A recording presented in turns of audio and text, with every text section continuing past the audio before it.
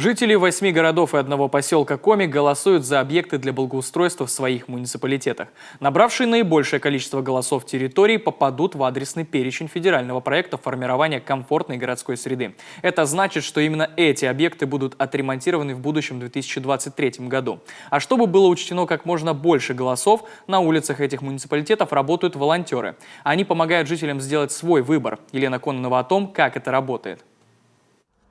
Белая кепка и планшет в руках. Волонтеров проекта формирования комфортной городской среды видно издалека.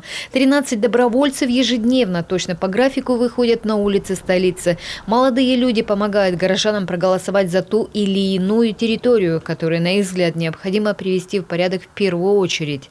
В общем, я голосую за то, чтобы все благоустроили.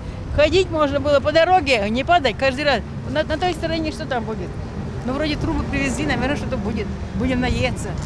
Сыктывкарцам предстоит сделать непростой выбор. В списке целых 11 территорий, как и в самом городе, так и в Ежвинском районе и Красном Затоне. Есть несколько способов, чтобы отдать за них голос. Конечно, удобнее всего на сайте 11.городсреда.ру или приложение госуслуги. Но тем, у кого нет возможности зайти в интернет, например, пожилым людям, помогут волонтеры. Их можно встретить на улице Коммунистической, недалеко от ЖД вокзала.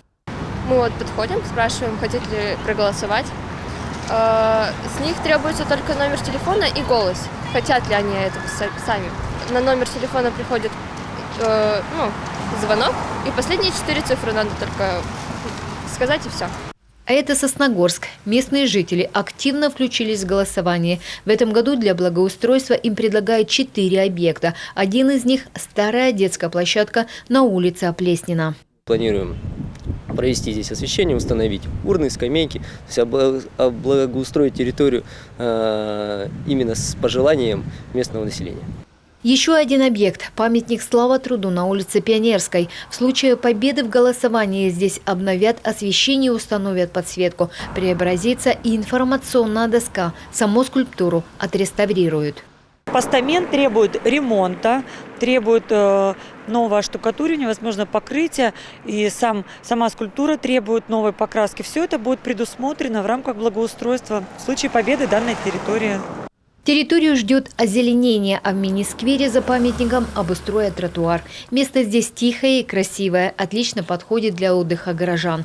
Пешеходная дорога через лес тоже ждет обновления. Тротуар протяженностью 700 метров ведет из 6-го микрорайона в Сосновку. Если сосногорцы проголосуют за него, то в 2023 году капитально отремонтируют сам тротуар, мост через ручей, а вдоль всего пути установят новые светильники. Очень много ходит граждан, пользуется спросом данная территория. И, конечно, эта территория требует благоустройства. Голосование идет в 9 муниципалитетах региона. Помимо Сыктывкара и Сосногорска, это еще Усинск, Ухта, Емва, Печора, Воркута, Инта и поселок Жешерт.